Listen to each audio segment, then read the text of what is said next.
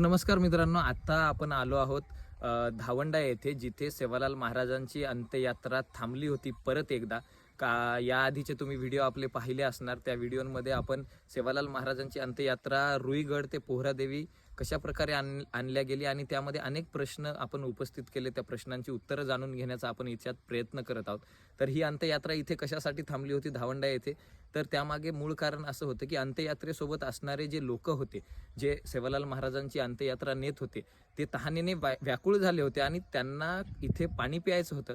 तर त्यामागे एक दंतकथा किंवा ची कथा अशी आहे की सेवालाल महाराजांचा जो घोडा होता, ज्याचं नाव तोळाराम होतं, त्या तोळारामाने पायाच्या टापेने खोदून पाणी काढलं होतं म्हणतात, कारण लोक व्याकुळ झाले होते. लोक इथे थांबले होते असं म्हणतात आणि लोकांची इथे तहान भागली. त्यानंतर इथून परत प्रवास सुरू झाला आणि अंत्यविधी सेवालाल महाराजांचं हे पोहरागड येथे झालं. तर सेवालाल महाराजांचं अंत्यविधी पोहरागड येथे का झालं हे सुद्धा पूर्ण जाणून घेण्यासाठी आपल्या यूट्यूब चॅनलला भेट द्या. पुसतकर आदी या यूट्यूब चॅनलवर पूर्ण ब्लॉग पाहायला विसरू नका.